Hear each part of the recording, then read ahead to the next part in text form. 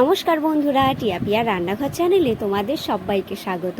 চলে এসেছি আজকে একটা নতুন রান্নার ভিডিও নিয়ে। আজকে বানাচ্ছি বাঁকুড়ার বিখ্যাত মেচা সন্দেশের রেসিপি, তাও আবার খুব সহজ পদ্ধতিতে। যে কেউ বানাতে পারবে, কিন্তু তার জন্য ভিডিওটা প্রথম থেকে শেষ পর্যন্ত দেখতে হবে। মেচা সন্দেশ বানানোর জন্য প্রথমে কড়াইয়ের মধ্যে ঘি নিয়ে নিয়েছি পরিমাণ মতো, আর ঘিটা সম্পূর্ণ গলিয়ে নেব। ঘিটা সম্পূর্ণ গলে গেছে। এরপর কড়াইয়ের চারপাশে ঘিটাকে মিলিয়ে নেব। এরপর দিয়ে দেব পরিমাণ মতো বেসন। তোমরা যতটা পরিমাণে করতে চাও ততটা পরিমাণে দিয়ে দেবে। তারপর ঘিয়ের সাথে বেসনটা ভালোভাবে নেড়েচেড়ে ভেজে নেব।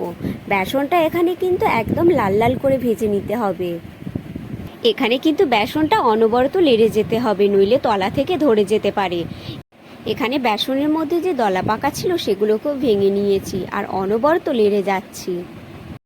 আর হ্যাঁ বন্ধুরা, মেচা সন্দেশের রেসিপিটা কিন্তু আর একটা পদ্ধতিতেও বানানো যায়। তোমরা যদি সেই পদ্ধতিটা দেখতে চাও তাহলে কমেন্টে জানিয়ে দিও, আমরা সেই ভিডিওটা কিন্তু খুব শীঘ্রই নিয়ে আসব। বেসনটা আমি লাল লাল করে ভেজে নিয়েছি। এরপর নামিয়ে নিচ্ছি একটা জায়গার মধ্যে। আমি কিন্তু এখানে বেসনটা খুব একটা লাল লাল করিনি।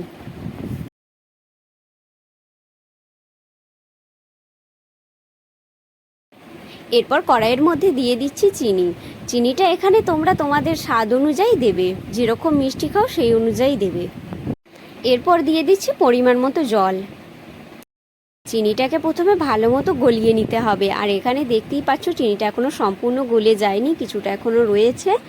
আর তারপর এর মধ্যে দিয়ে দেব গুঁড়ো দুধ। আর তোমরা এখানে গুঁড়ো দুধের পরিবর্তে খোয়া ক্ষীরও দিতে পারো। আমরা এখানে হাতের কাছে গুঁড়ো দুধ ছিল, সেটাই দিয়ে দিয়েছি। খোয়া ক্ষীর দিলে কিন্তু মেচা সন্দেশটা দুর্দান্ত খেতে লাগে। চিনিটা সম্পূর্ণ গলে যাওয়ার পরে এখানে আমরা গুঁড়ো দুধটা দিয়ে দিচ্ছি।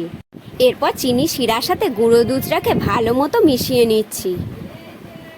আর বন্ধুরা, তোমরা যারা এখন আমাদের ভিডিওটিতে একটি লাইক ও চ্যানেলটা সাবস্ক্রাইব করোনি, তাদেরকে অনুরোধ রইল ভিডিওটিতে একটি লাইক করার ও চ্যানেলটা সাবস্ক্রাইব করার। গুঁড়ো দুধটাকে চিনি শিরার সাথে প্রায় মিশিয়ে নিয়েছি। এরপর আমি দিয়ে দেব ভেজে রাখা বেসনটা। বেসনটা দিয়ে অল্প অল্প করে নেড়ে নেব। আর হ্যাঁ বন্ধুরা, তোমাদের যদি চিনি শিরাটা কম পড়ে যায় তাহলে তোমরা এখানে লিকুইড দুধও ব্যবহার করতে পারো। আমি এখন চিনি শিরার সাথে বেসনটাকে ভালোভাবে নেড়ে চেড়ে নিচ্ছি। আর এই দেখো বন্ধুরা, কত সুন্দর হয়েছে, একদম মিশে গেছে। আর এই বেসনের মিশ্রণটাকে অনবরত নেড়ে যেতে হবে, একদম ঘন করে নিতে হবে। দেখতেই পাচ্ছ বেসনের মিশ্রণটা অনেকটাই ঘন হয়ে এসেছে।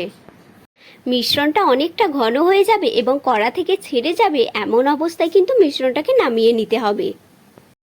এরপর আমি একটা জায়গা নিয়ে নিয়েছি, আর জায়গার মধ্যে ঘি মাখিয়ে নিচ্ছি ভালো করে। এরপর আমি বেসনের মিশ্রণটা ঘি মাখানোর জায়গার মধ্যে রেখে দিচ্ছি। এরপর মিষ্টিগুলো পাকানোর পালা, তার জন্য আমি হাতে ঘি মাখিয়ে নিয়েছি, আর এক এক করে সব মিষ্টিগুলো পাকিয়ে নিচ্ছি। আর তোমরা ততক্ষণে এরপর কি রান্নার ভিডিও দেখতে চাও সেটা কমেন্ট করে লিখে জানাও, আমরা সেই ভিডিওটা অবশ্যই নিয়ে আসার চেষ্টা করব। এখানে আমার সব মিষ্টিগুলো পাকানো হয়ে গেছে, দেখতেই পাচ্ছ। এরপর আমি চিনি শিরাটা করে নেব। তার জন্য কড়াইয়ের মধ্যে চিনি দিয়ে দিচ্ছি পরিমাণ মতো, আর তারপর দিয়ে দিচ্ছি জল, আর তারপর দিয়ে দেব একটা এলাচ।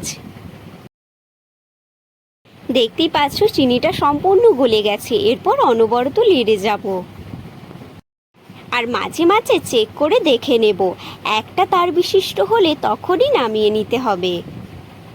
এখনো কিছুটা বাকি রয়েছে, কিছুক্ষণ অল্প আঁচে পাক করে নিলেই হয়ে যাবে।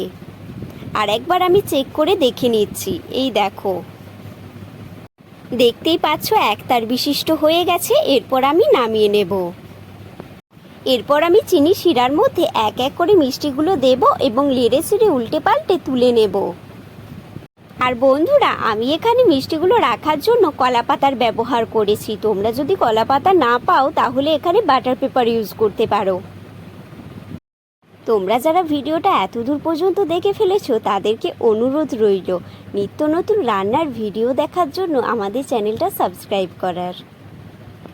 এইভাবেই আমি চিনি শিরার মধ্যে এক এক করে সব মিষ্টিগুলো দিয়ে করে নিচ্ছি।